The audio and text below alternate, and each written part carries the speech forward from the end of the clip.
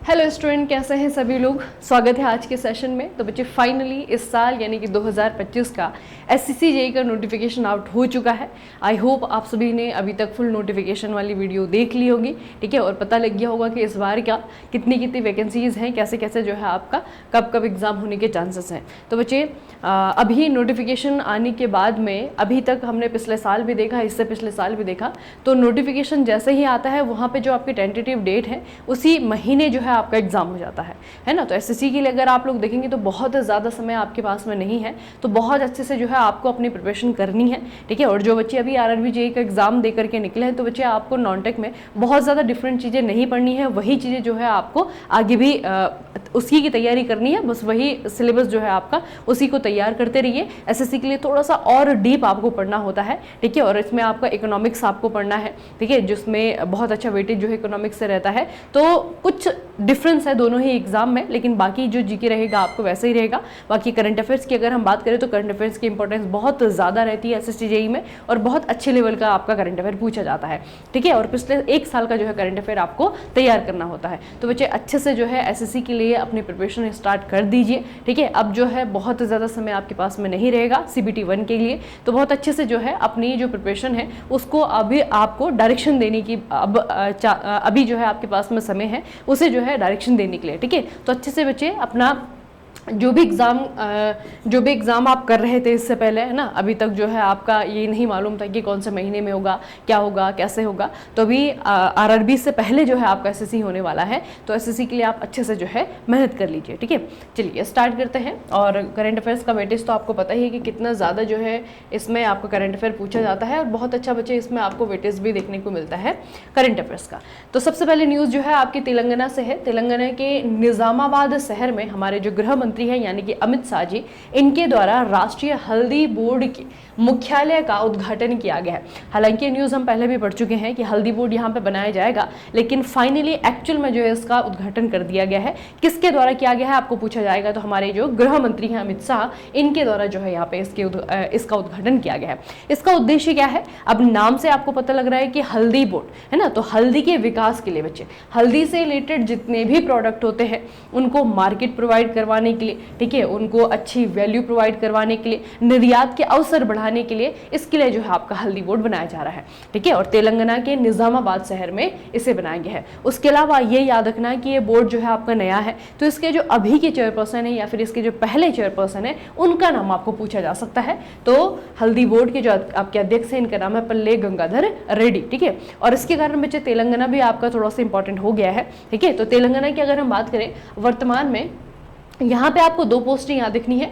एक तो यहाँ के जो गवर्नर हैं इनका नाम है श्री जिष्णुदेव वर्मा, और यहाँ पे जो आपके चीफ मिनिस्टर हैं इनका नाम है अनुमुला रेवंत रेड्डी, या फिर सिर्फ रेवंत रेड्डी आप याद कर सकते हैं, ठीक है। तो इस तरीके से बच्चे आपका तेलंगाना के बारे में याद रखिएगा, दो जो यहाँ पे इंपॉर्टेंट पर्सनैलिटी है उनका नाम, और उसके अलावा हल्दी बोर्ड के जो पहले अध्यक्ष हैं पल्ले गंगाधर रेड्डी, इनका नाम भी आपको याद रखना है, ठीक है।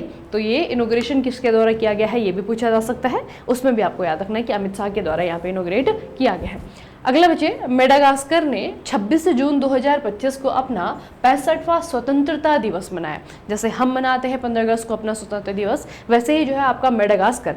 अब मेडागास्कर को थोड़ा सा पहले हम देखेंगे इसकी जो ज्योग्राफिकल लोकेशन है। यहाँ पे देखिए बच्चे आपका हिंद महासागर आपको पता है, ठीक है। हिंद महासागर में ये आपका एक आइलैंड है, इसका नाम है आपका मेडागास्कर। ये जो है आपका एक आइलैंड कंट्री है, ठीक है। अब मेडागास्कर के बारे में खासियत ये है, आप एक जीके का प्रश्न आता है कि दुनिया का सबसे बड़ा द्वीप कौन सा है, ठीक है, जिसमें आप लोग आंसर करते हैं कौन सा है, ग्रीनलैंड है, ठीक है। पहले नंबर पे आपका ग्रीनलैंड है, दूसरे नंबर पे आपका कौन सा है, गुयाना है, तीसरे नंबर पे जो है आपका बोर्नियो है, और दुनिया का चौथा सबसे बड़ा द्वीप जो है आपका मेडागास्कर है, ठीक है। तो मेडागास्कर जो है दुनिया का चौथा सबसे बड़ा द्वीप भी है, और ये जो है आपका एक अफ्रीकन कंट्री भी ऐसे कह सकते हैं हम, ठीक है। तो मेडागास्कर ने बच्चे अपना स्वतंत्रता दिवस मनाया।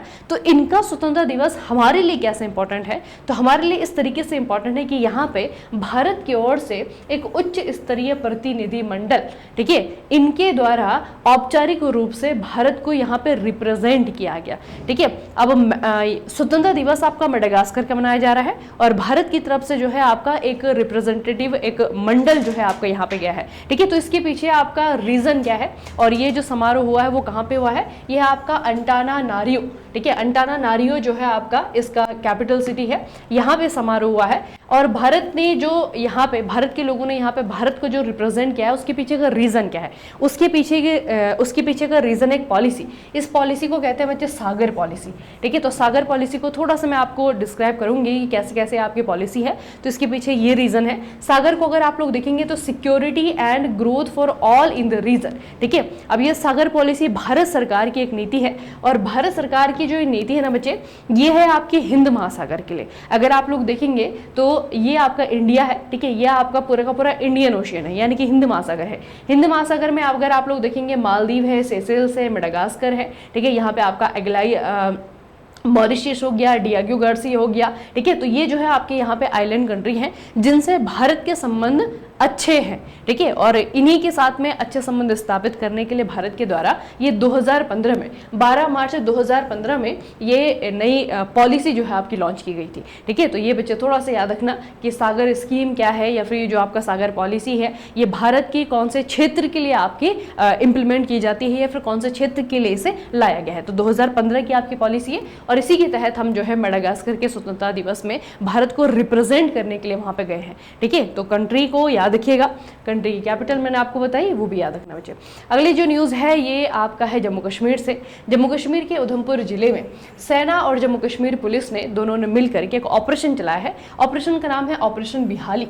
ठीक है, तो ऑपरेशन बिहाली चलाया गया और ये आपका एक तरीके से एंटी टेररिस्ट, ठीक है, ये आपका बच्चे टेरर अकाउंट जो टेररिस्ट हैं उनको जो है आपका अकाउंटर करने के लिए या फिर उनकी जो कार्रवाई है उनको जो है आपका अकाउंटर करने के लिए जो है आपका यहाँ पे किया गया है। तो यह अभियान अति घने दुर्गम बसंतगढ़, इस जगह का नाम बसंतगढ़ क्षेत्र है जहाँ पर कि इस ऑपरेशन को चलाया गया। आपको पूछा जाएगा किसके द्वारा चलाया गया, तो जम्मू कश्मीर की जो पुलिस है उनके द्वारा और साथ में आपका इंडियन आर्मी। ठीक है, तो ये बच्चे आपको याद रखना है। और खास करके ये जो आपकी यहाँ पे ऑपरेशन चलाया जा रहा है ना, ये एक बहुत इंपॉर्टेंट चीज़ बच्चे, अभी अमरनाथ यात्रा है आपकी जम्मू कश्मीर में होती है, सभी को पता है ना। तो अमरनाथ यात्रा को देखते हुए एक बहुत बड़ा आयोजन होता है बेसिकली, तो इसमें बहुत सारे लोग हिस्सा लेंगे। तो अमरनाथ यात्रा से पहले जम्मू कश्मीर को सिक्योर करने के पर्पज से ये जो है आपका चलाया गया है। ठीक है, ये बच्चे थोड़ा सा याद रखिएगा। अगली जो आपकी न्यूज़ है ये है केंद्रीय पर्यावरण वन और जलवायु परिवर्तन मंत्रालय के द्वारा 2020 से लेकर के 2025 की अवधि के लिए किए गए प्रबंधन प्रभावशीलता मूल्यांकन। अब ये आपका क्या है, एक तरीके से जितने भी भारत के राज्य हैं, ठीक है, जितने भारत के राज्य हैं वो अपने अपने नेशनल पार्क को किस तरीके से मैनेज कर रहे हैं, ठीक है, उसके लिए जो है इन्होंने एक असेसमेंट प्रोग्राम रखा। ठीक है, सभी जो स्टेट हैं उनका मूल्यांकन किया गया और उसके बाद में जो है एक रैंक जारी की गई। ठीक है, तो आपको पूछा जाएगा कि जो आपकी MEE है ये किसके द्वारा जारी किया गया है, हमारा जो जलवायु परिवर्तन मंत्रालय है उनके द्वारा जारी की गई है। इसमें जो एनालिसिस किया गया है वो पिछले 5 सालों का 2020 से लेकर के 2025 तक। ठीक है, ये जो टाइम पीरियड है यहाँ पे देखा गया कि किस स्टेट ने अपने नेशनल पार्क को कितनी अच्छे तरीके से मैनेज किया है उसको देखा गया। ठीक है, और उसके आधार पर जो है आपका केरला को पहला स्थान दिया गया।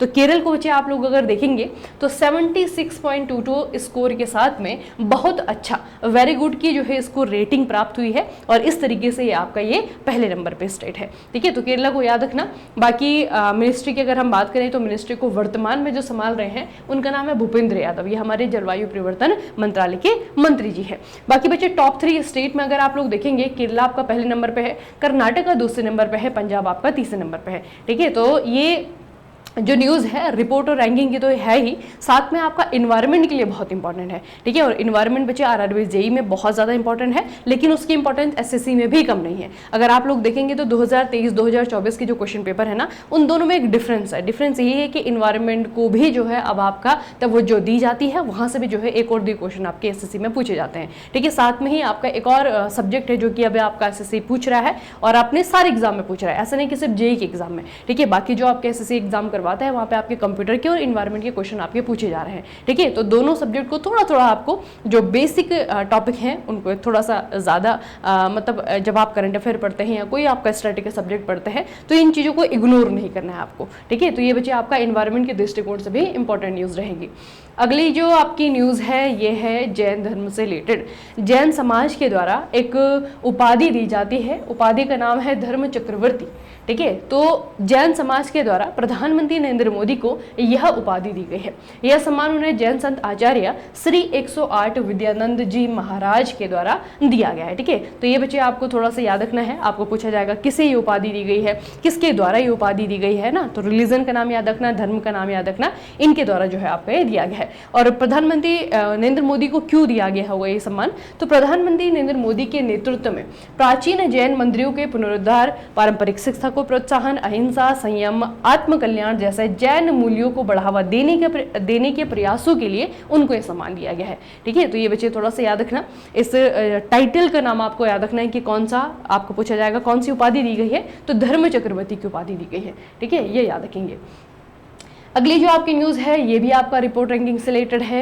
एक रिपोर्ट जो है आपकी आई है, रिपोर्ट का नाम है हुरुन ग्लोबल यूनिकॉर्न इंडेक्स। ठीक है, बेसिकली इसमें आपको बताया जाता है कि किस कंट्री के पास में कितने यूनिकॉर्न हैं। ठीक है, तो इस रिपोर्ट के अकॉर्डिंग भारत जो है आपका पूरे विश्व भर में तीसरे स्थान पर है। भारत में इस साल कुल 64 यूनिकॉर्न स्टार्टअप दर्ज किए गए हैं, जो कि पिछले वर्षों की तुलना में एक महत्वपूर्ण उपलब्धि है।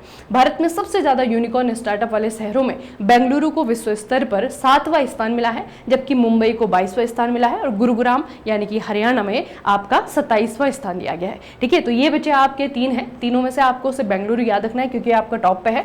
पूरे विश्व की जो रैंकिंग है उसमें आपका 7वें नंबर पे है बेंगलुरु। ठीक है, बाकी हम कंट्रीज की अगर हम बात करें तो यूएसए में सबसे ज्यादा यूनिकॉर्न है, 758 यूनिकॉर्न। चाइना में उसके बाद में 343 यूनिकॉर्न है और तीसरे नंबर पे अपना इंडिया है। हालांकि दोनों कंट्री से आपका बहुत पीछे है, लेकिन हमने भी जो है पिछले साल की तुलना में इस बार जो है ज्यादा यूनिकॉर्न बनाए हैं। तो 64 यूनिकॉर्न के साथ में भारत इस लिस्ट में तीसरे नंबर पे है। अगली न्यूज आपकी शॉर्ट न्यूज है और इसमें आपको एक एप्लीकेशन का नाम याद रखना है। एक बच्चे गवर्नमेंट ऐप जो है लॉन्च हुआ है, यह है आपका गवर्नमेंट ऑफ इंडिया यानी कि GOI स्टैट्स। ठीक है, तो जिन भी लोगों को सरकारी सांख्यिकी से रिलेटेड कोई भी डेटा चाहिए होता है, ठीक है, किसी प्रकार का कोई डेटा चाहिए तो वो जो है इस मोबाइल एप्लीकेशन का इस्तेमाल कर सकते हैं। यहाँ पे जितना भी आपका डेटा दिया जाएगा वो पूरी तरीके से जो है आपका ऑथराइज्ड होगा। ठीक है, सरकार के द्वारा जो डेटा दिया जाता है वो आपको यहाँ पे मिलेगा। ठीक है, तो एप्लीकेशन के नाम से ही जो है इसके पर्पस का पता चल रहा है, GOI स्टेट। ठीक है, इसे याद रखना बच्चे। आपको पूछा जाएगा किसने इसे लॉन्च किया है, तो सांख्यिकी और कार्यक्रम कार्यान्वयन मंत्रालय इनके द्वारा जो है आपका ये लॉन्च किया गया। ठीक है, तो NSO के द्वारा नमूना सर्वेक्षण कार्यालय जो आपका है, इसके जितने भी आपके एनालिसिस किए जाते हैं, जितने भी इसके द्वारा सर्वे किए जाते हैं, वो सारे के सारे जो स्टेट्स हैं वो आपको इस एप्लीकेशन पे मिल जाएंगे। ठीक है, तो ये बच्चे आपको याद रखना है, GOI स्टेट।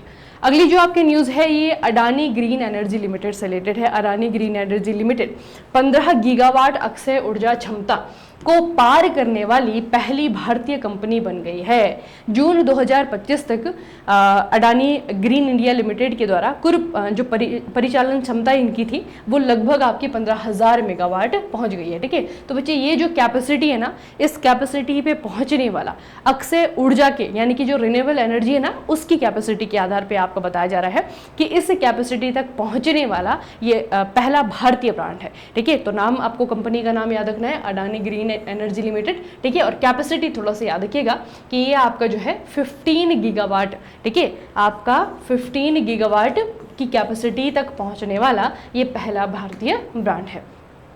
अगली न्यूज बच्चे आपके स्पोर्ट्स से रिलेटेड है। आयुष शेट्टी ने कनाडा के ब्रायन यंग को हराकर के USA ओपन सुपर 300 में पुरुष एकल का खिताब जीता है। आयुष शेट्टी के नाम आपको याद रखना है। ठीक है, ये बच्चे आपके बैडमिंटन खिलाड़ी हैं। ठीक है, और यहाँ पे अगर आप लोग देखेंगे तो आयुष शेट्टी ने अपने आप तो खिताब जीता ही है, सारे साथ में जो है भारत को भी जो है इन्होंने एक अचीवमेंट दिलाई है। और ये अचीवमेंट जो है 2025 में BWF वर्ल्ड टूर पर किसी भारतीय बैडमिंटन खिलाड़ी के द्वारा ये पहली खिताबी जीत है। ठीक है, तो इस साल मतलब आप लोग कह सकते हैं कि जितने भी वर्ल्ड टूर्नामेंट है उनमें आपका ये पहला टूर्नामेंट है जो कि किसी भारतीय खिलाड़ी के नाम पे हुआ है। ठीक है, अच्छा, ये कनाडा ओपन 2023 के बाद से भारत को विदेशी धरती पर BWF टूर पर पहला पुरुष एकल खिताब भी है। ठीक है, तो लास्ट जो हमने जीता था 2023 में जीता था, उसके बाद में जो है हम 2025 में जीते हैं। ठीक है, तो खिलाड़ी का नाम याद रखिएगा, आयुष शेट्टी इनका नाम है। पूछा जाएगा कौन से खेलते हैं ये, तो ये आपके बैडमिंटन के खिलाड़ी हैं। ठीक है, चलिए बच्चे, तो आज की जो आपका खबरें हैं वो यहीं पे समाप्त करेंगे। ठीक है, और मेडागास्कर वाली जो न्यूज़ मैंने आपको बताई थी, इससे थोड़ा सा याद रखिएगा। ठीक है, इंपॉर्टेंट न्यूज़ है, और एसएससी के लिए बच्चे करंट अफेयर बहुत ज़्यादा इंपॉर्टेंट है। पिछले 1 साल का करंट अफेयर जो है रिवाइज करना स्टार्ट कर दीजिए, बहुत ज़्यादा समय आपके पास में नहीं है। ठीक है, तो अपनी प्रिपरेशन को थोड़ा सा एक डायरेक्शन देना स्टार्ट कर दीजिए। ठीक है, टाइम टेबल के अकॉर्डिंग पढ़ना शुरू कर दीजिए। जितना पढ़ा है उसको जो है एनालाइज करिए, खुद को जो है देखिए कि कहाँ पर कमी रह रही है, कौन सी चीज़ नहीं है। ठीक है, और अगर फिर भी बच्चे आपको कन्फ्यूज़न होता है, बहुत सारे बच्चे ऐसे हैं जो कि काफ़ी समय से जो है तैयारी कर रहे हैं, तो अब ऐसा होता है कि जब नोटिफिकेशन आता है तो हमें ये थोड़ा सा मतलब समझ में नहीं आता है, माइंड में क्लियरिटी नहीं रहती है कि हम अब क्या पढ़े आगे, है ना। ऐसा लगता है किताब खोल करके तो सब कुछ तो पढ़ लिया है ना, लेकिन जब एग्जाम देने जाते हैं, जब क्वेश्चन सॉल्व करने जाते हैं तो कुछ भी नहीं आता है ना। तो कभी ना कभी बच्चे, हर स्टूडेंट के लाइफ में ये वाला टाइम पीरियड आता है। तो अगर आपको कोई भी दिक्कत होती है इस तरीके की, माइंड में क्लियरिटी नहीं है, डायरेक्शन लेस आप खुद को महसूस करते हैं, क्लूलेस महसूस करते हैं, तो आप जो है डायरेक्ट हमसे बात भी कर सकते हैं। ठीक है, हमारा टेलीग्राम चैनल है टेक का नॉन टेक। ठीक है, आप उसे सर्च करेंगे टेलीग्राम पे, वहाँ पे आपको मिल जाएगा। ठीक है, तो खुद को वहाँ पे ज्वाइन करवा लेना है चैनल को। और उसके अलावा जो है जो भी आपकी बात होती है बच्चे, टेक का नॉन टेक, ठीक है, ये जो है आपका टेलीग्राम चैनल है। इस पे आप बाकी बच्चों के साथ में भी बात कर सकते हैं। आपके जो सीनियर्स हैं, जिनके एग्जाम निकले हुए हैं, उनसे जो है डायरेक्टली उनके साथ भी कांटेक्ट करके उनको पूछ सकते हैं। और मुझसे डायरेक्टली जो भी पूछना है आपको, वो यहाँ पे आप मुझे पूछ सकते हैं। ठीक है, चलिए फिर आज का सेशन यहीं पे समाप्त करेंगे, मिलेंगे फिर नेक्स्ट सेशन में। तब तक के लिए पढ़ते रहिए, बढ़ते रहिए, अपना खूब सारा ख्याल रखिएगा। आप सभी का बहुत बहुत धन्यवाद।